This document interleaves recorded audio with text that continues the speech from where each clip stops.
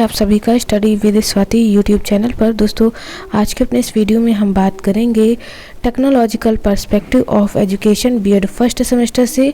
तो यहाँ पर हमारी जो सुपर फास्ट रिवीजन की सीरीज शुरू हुई थी, जिसमें हमने यूनिट फर्स्ट कंप्लीट करा दिया है अपने प्रीवियस वीडियो में। तो जैसा कि आप सभी को पता है कि Lucknow university BEd first semester के जो पेपर है वो कंडक्ट कराए जा रहे हैं। 27 मार्च 2023 से ही आपके पेपर जो है शुरू कर दिए गए थे। और यहाँ पर ये आपका कंपलसरी पेपर थर्ड है, टेक्नोलॉजिकल पर्सपेक्टिव ऑफ एजुकेशन। तो जितने भी प्रीवियस ईयर के क्वेश्चन पेपर थे 2021, 2019, 2018, 2017, इन सभी को मैंने एक ही वीडियो में कवर करा दिया था। और यहाँ पर हम यूनिट फर्स्ट से इन सभी प्रीवियस ईयर से जो आपकी यूनिट फर्स्ट में क्वेश्चन पूछे गए थे, साथ ही शॉर्ट नोट्स, उन सभी को यूनिट फर्स्ट में कंप्लीट करा चुके हैं। आज के अपने इस वीडियो में हम यूनिट 2 को कंप्लीट करा देंगे। और यूनिट 2 में आपको किस तरह के क्वेश्चन देखने को मिलेंगे, आइए देखते हैं। तो यहाँ पर ये तो आपका यूनिट फर्स्ट था, थोड़ा सा यहाँ पर हमने ले लिया पार्ट कि आप देख पाएँ कि यूनिट फर्स्ट में किस तरह के क्वेश्चन जो है पूछे गए थे और किस तरह से हमने उनको सॉल्यूशन के माध्यम से बताया था। तो ये सारा यूनिट फर्स्ट का है। और आज के अपने इस वीडियो में ये भी आपका यूनिट फर्स्ट है, ठीक है, ये सब यूनिट फर्स्ट है। यहाँ से टीचिंग से हमारा यूनिट 2 जो है वो शुरू होता है, क्योंकि टीचिंग के अलावा जो टॉपिक हैं वो यूनिट 2 में आते हैं। तो हम आज के इस वीडियो में पूरी तरह से यूनिट 2 को कंप्लीट करा देंगे। तो टीचिंग की बात करें, यूनिट 2 पूरा टीचिंग पर आपका बेस्ड है। यहाँ पर इस टॉपिक से आपके प्रश्न की बात करें तो पूछा था कि शिक्षण के प्रत्येक विषय में लिखिए तथा इसकी विशेषताओं की चर्चा कीजिए। 2019 के पेपर में क्वेश्चन आया था। वहीं आपका शॉर्ट नोट्स में पूछा था कि अच्छे शिक्षण की विशेषताएं या शिक्षण की अवस्थाएं, यानी अच्छे शिक्षण की विशेषताएं आपका पूछा था 2021 के पेपर में। तो चलिए देख लेते हैं क्या है meaning and definition of teaching. तो यहाँ पर कई सारे वीडियोस में आपको हमने टीचिंग के बारे में बताया था कि जो शिक्षण है, शिक्षण शब्द संस्कृत भाषा के शिक्ष धातु से बना, जिसका अर्थ है सीखना या सिखाना। इस प्रकार शिक्षा सीखने और सिखाने की एक प्रक्रिया तथा प्रविधि है। शिक्षण का अर्थ पढ़ाना, शिक्षा देना, ज्ञान देना, ठीक है। इस तरह से कई सारे विद्वानों ने शिक्षण की अलग अलग परिभाषाएं बताई हैं। प्रीवियस कई सारे आपके जो पेपर 1 और पेपर 2 था, उसमें हमने शिक्षण को लेकर के डिस्कस किया हुआ है, तो आप उन सबको भी देख सकते हैं। यहाँ पर एडम्स की बात करें तो एडम्स महोदय जो हैं वो शिक्षण को द्विध्रुवी प्रक्रिया मानते हैं, जिसमें बालक एवं शिक्षक सम्मिलित होता है। वहीं अगर हम बात करें जॉन डीवी करके थे, भूल गई नाम, जॉन डीवी, तो इन्होंने त्रिमुखी प्रक्रिया बताया, जिसमें टीचर, स्टूडेंट और करिकुलम में तीनों चीज़ें शामिल हैं। वहीं रायबर्न ने भी जो है अपने शिक्षण में 3 चीज़ों को सम्मिलित किया है, शिक्षक, बालक एवं पाठ्य वस्तु। तो इस तरह से अलग अलग ऑथर्स जो हैं, अलग अलग जो मनोवैज्ञानिक हैं, इन्होंने शिक्षण की परिभाषा को एक्सप्लेन किया है। तो इम्पॉर्टेंट क्वेश्चन है, क्योंकि आपने लगभग हर विषय में, चाहे आपका साइकोलॉजी हो, चाहे आप फिलॉसफी पढ़ते हो, शिक्षण के बारे में पूछ ही लिया है। तो शिक्षण के बारे में आपको पता है तो आप बिल्कुल आपके काम आ जाएगा पेपर 3 में भी।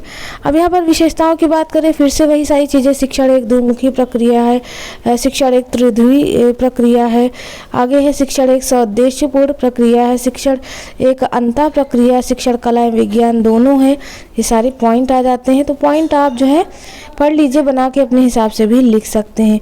आगे और भी पॉइंट है कि शिक्षण विकासात्मक प्रक्रिया है, शिक्षण सामाजिक एवं व्यावसायिक प्रक्रिया है, ठीक है, सारे पॉइंट हो जाते हैं। शिक्षण निर्देशन की प्रक्रिया है।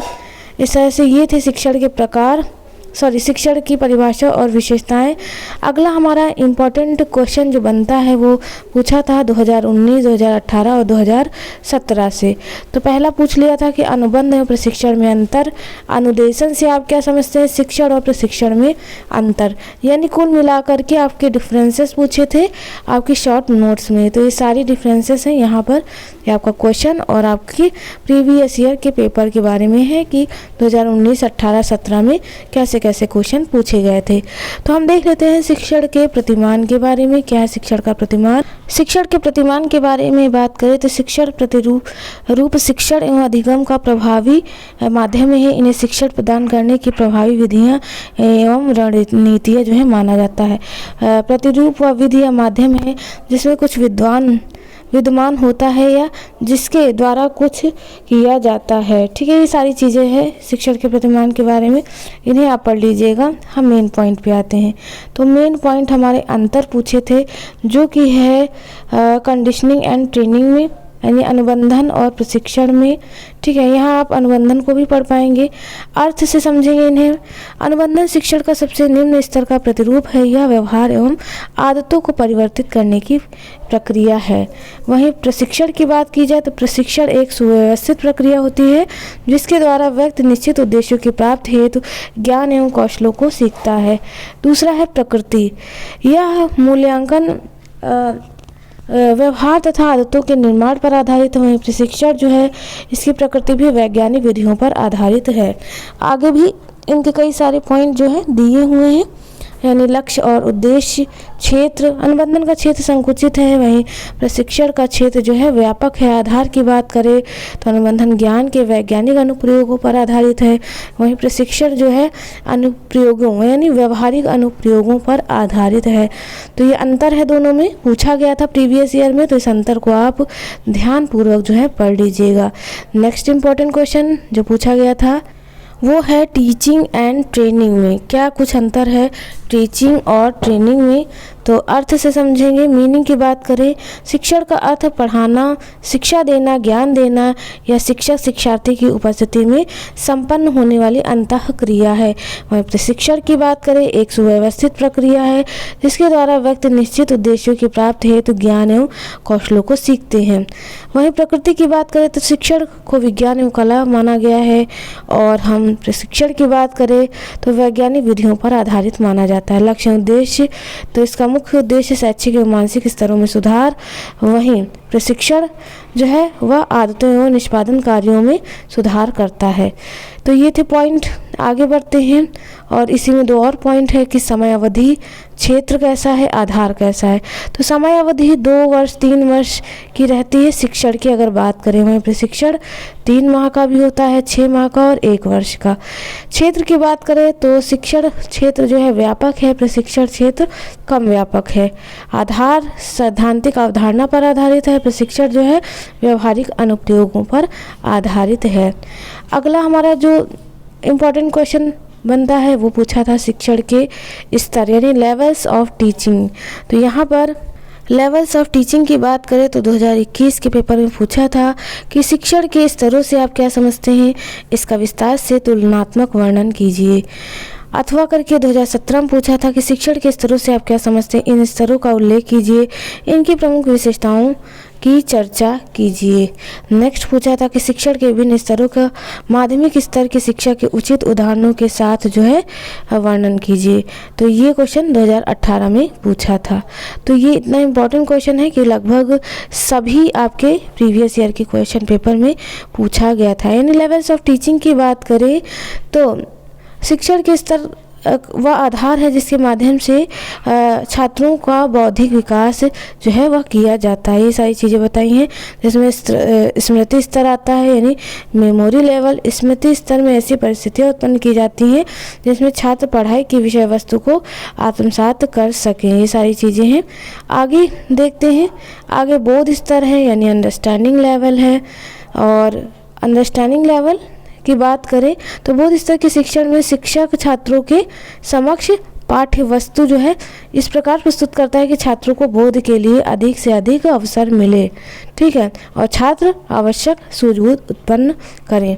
उसके बाद चिंतन स्तर में शिक्षक जो है अपने छात्रों में चिंतन, तर्क तथा कल्पना को बढ़ाता है ताकि छात्र जो है दोनों के माध्यम से अपनी समस्याओं को जो है वो बता सकें, डिस्कस कर सकें। ये सारी चीज़ें इसमें आएंगी। तो इन पॉइंटों को आप पढ़ लीजिए, इंपॉर्टेंट पॉइंट हैं जो कि आपके एग्जाम्स के पॉइंट ऑफ व्यू से बहुत इंपॉर्टेंट है।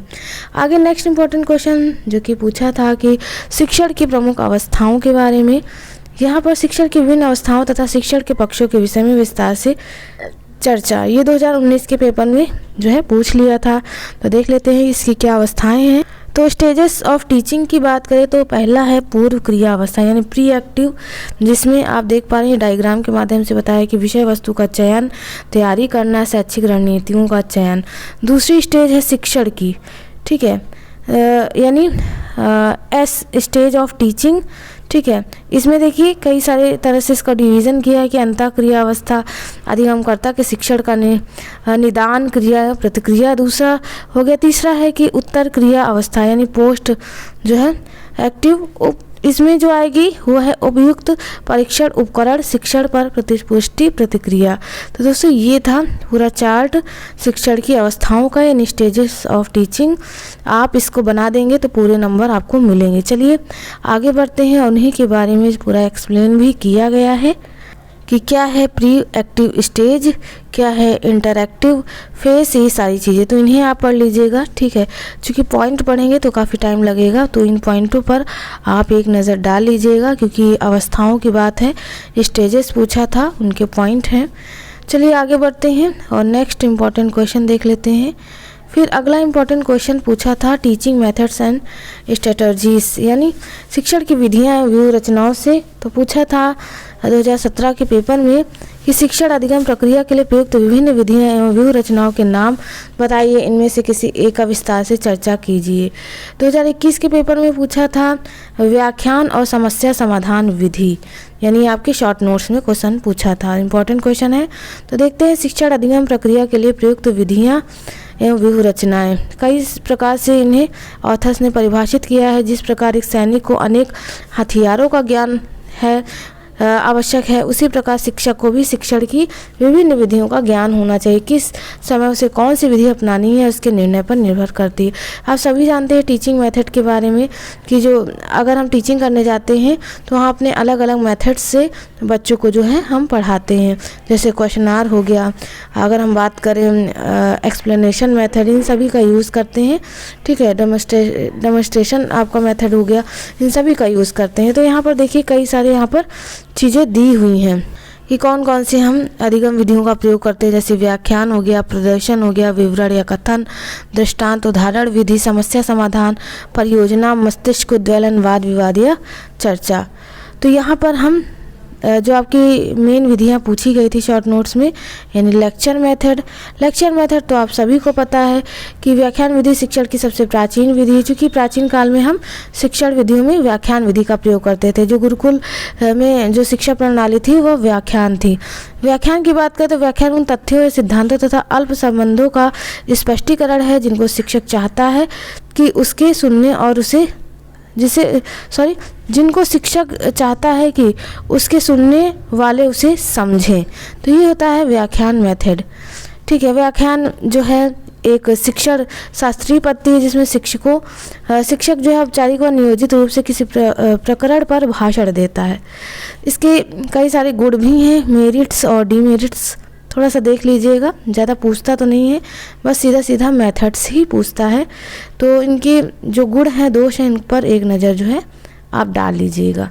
चलिए आगे बढ़ते हैं और अगली जो हमारी मेथड है वो है प्रॉब्लम सॉल्विंग मेथड। तो प्रॉब्लम सॉल्विंग मेथड इन समस्या समाधान विधि की बात करें तो इस विधि का प्रयोग छात्रों में समस्या समाधान करने की क्षमता उत्पन्न करने के लिए किया जाता है। छात्रों से आशा की जाती है कि ये स्वयं प्रयास करके अपनी समस्याओं का हल स्वयं ही निकाले। इस विधि में छात्र समस्या का चुनाव करते हैं और उसके कारणों की खोज करते हैं, परीक्षण करते हैं और समस्या का मूल्यांकन भी करते हैं। ये सारी चीज़ें आशुबेल बताते हैं कि समस्या समाधान में संप्रत्यय का निर्माण तथा अधिगम का आविष्कार सम्मिलित है। तो ये बाइलिंगुअल है। परिभाषाएं एक नज़र में आप देख लेना, परिभाषाएं वैसे ज़्यादा पूछी नहीं जाती हैं।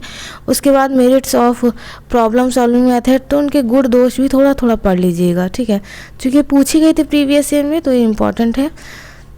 उसके बाद परियोजना, चलिए परियोजना नहीं, उसके बाद हमारा जो नेक्स्ट इम्पॉर्टेंट क्वेश्चन बनता है वो है मानसिक विप्लव, यानी जिसे आप मस्तिष्क उद्वेलन या ब्रेन स्टॉर्मिंग कहते हैं। तो 2018 के पेपर में शॉर्ट नोट्स में पूछा था मानसिक विप्लव क्या है। तो मानसिक विप्लव यानी ब्रेन स्टॉर्मिंग की बात करें तो प्रीवियस वीडियो में मैंने इसे डिस्कस किया था कि क्या है ब्रेन स्टॉर्मिंग, और यहाँ पर हम थोड़े से कम शब्दों में इसे परिभाषित कर लेते हैं। मस्तिष्क उद्दोलन एक विचार गोष्ठी तकनीक है जिसके द्वारा एक समूह अपने सदस्यों द्वारा नया सभी विचारों को एकत्र करके एक विशिष्ट समस्या का समाधान खोजने का प्रयास करता है। यानी कोई एक समस्या होगी, ठीक है, उसको जो है उस पर तरह तरह के जो विचार हैं, चीज़ें हैं, अपने दिमाग पे जोर डाल करके उनको जो है अपने तरीके से प्रस्तुत करना है, एक तरफ से ब्रेन स्टॉर्मिंग कहलाता है। चलिए आगे भी कई सारी चीज़ें इससे संबंधित हैं। तो यहाँ पर नया आपका क्वेश्चन आता है कि संचार तथा शिक्षा में संचार तकनीकी पर निबंध 2018 के पेपर में क्वेश्चन पूछा था, तो इम्पोर्टेंट है। तो जनसंचार माध्यम, अगर जनसंचार माध्यम की बात करें तो जनसंचार का अर्थ है सूचना को एक स्थान से दूसरे स्थान पर पहुंचाना। जनसंचार इसके कई, यानी मास कम्युनिकेशन की बात करें तो इसके संदर्भ में कई सारी चीज़ें जो हैं मनोवैज्ञानिक बताते हैं। इसके अंतर्गत जो है वह रेडियो, दूरदर्शन, समाचार पत्र, पत्रिका, इंटरनेट, सोशल मीडिया आदि जो है इसके माध्यम से उपयोग शिक्षा के क्षेत्र में इनका ज़्यादा किया जाता है। इनको शिक्षा के साधन के रूप में माना जाता है। कुपुस्वामी कहते हैं कि संचार तकनीकी जो है आधार पर विशाल अथवा व्यापक रूप से लोगों तक सूचना के संग्रह और प्रेषण पर आधारित प्रक्रिया। आधुनिक समाज में जनसंचार का कार्य सूचना प्रेषण, विश्लेषण, ज्ञान एवं मूल्यों का प्रसार तथा मनोरंजन करना, ये सारी चीज़ें इसमें आती हैं। अब इनके हम चीज़ों को देख लेते हैं कि जनसंचार के संबंध में और क्या कुछ चीज़ें हैं। तो यहाँ पर दोस्तों अगला जो इम्पोर्टेंट क्वेश्चन इससे बनता है वो है शिक्षण में श्रव्य दृश्य सामग्री क्या है। 2017 के पेपर में पूछा था, 2019 के पेपर में पूछा था। श्रव्य दृश्य सामग्री के प्रकार क्या है? Audio visual aids. से तो आप सभी को पता होगा कि ऑडियो विजुअल एड्स क्या होते हैं, जिनका हम प्रयोग कक्षा में करते हैं, ठीक है। श्रव्य दृश्य सामग्री अलग अलग हम बताएंगे ताकि आपको अच्छे से समझ में आए। उससे पहले परिभाषाओं पर एक नज़र डाल लीजिएगा। बर्टन कहते हैं कि श्रव्य दृश्य सामग्रियाँ वे संवेदी वस्तुएं अथवा काल्पनिक प्रतीक होते हैं जो अधिगम को आरंभ अथवा उद्दीप्त एवं उसे प्रबलित करते हैं। आगे उद्देश्यों की बात करें, बालक में पाठ के प्रति रुचि पैदा करता है। आगे बात करें कि छात्रों में तथ्यात्मक सूचनाओं को रोचक ढंग से प्रदान करता है, छात्रों को अधिक क्रियाशील बनाता है। ये सारे पॉइंट आ जाएंगे। अब हम आते हैं श्रव्य दृश्य सामग्री के प्रकार यानी ऑडियो विजुअल एड्स के टाइप्स के बारे में। तो यहाँ पर अगर हम ऑडियो एड्स के बारे में बात करें तो रेडियो होता है, ग्रामोफोन या लिंगुआ फोन होता है, टेप रिकॉर्डर होता है। वहीं विजुअल एड्स में आपके रियल ऑब्जेक्ट्स आते हैं, जिसे आप वास्तविक पदार्थ कहते हैं, प्रतिमान यानी मॉडल, पिक्चर, मैप, रेखाचित्र यानी स्केचेस एंड डायग्राम्स आते हैं, ग्राफ आता है, चार्ट आता है, फ्लैनल बोर्ड करके आता है। ये आपकी दृश्य सामग्री यानी विजुअल एड्स, ये हैं आपके ऑडियो एड्स। ये सारे देख लीजिए। आगे भी कई सारे आपको विजुअल एड्स में जैसे संग्रहालय, जादुई लालटेन, ये सारी चीज़ें, ठीक है। उसके बाद जो ऑडियो विजुअल एड्स दोनों में ही आते हैं वो हैं आपके जैसे चलचित्र तथा सिनेमा, समाचार संबंधी फिल्म, ड्रामा, टेलीविज़न, ठीक है। ये है ऑडियो विजुअल एड्स। तो यहाँ तक हमारा जो है कंप्लीट हो गया है। यूनिट 2 यहाँ पर हमारी कंप्लीट होती है। इतने ही इम्पोर्टेंट क्वेश्चन थे, ठीक है। तो इन्हें आप ज़रूर पढ़ करके जाएं अपने एग्ज़ाम के लिए, चूँकि बहुत इम्पॉर्टेंट है और आपके प्रीवियस ईयर के क्वेश्चन पेपर में ये पूछे गए हैं। तो दोस्तों आज के इस वीडियो में बस इतना ही। वीडियो अच्छा लगा हो तो चैनल को लाइक, सब्सक्राइब और शेयर करना ना भूलें। अपने दोस्तों और सहपाठियों के साथ वीडियोज़ ज़रूर शेयर करें ताकि उनकी हेल्प हो सके, साथ में हमारी भी हेल्प हो सके अपनी चीज़ें यहाँ दोस्तों तक पहुँचाने के लिए। चलिए दोस्तों, मिलते हैं अपने नेक्स्ट वीडियो में एक नए टॉपिक के साथ। तब तक के लिए आप सभी का बहुत बहुत धन्यवाद। Thank you friends, keep watching and share to others.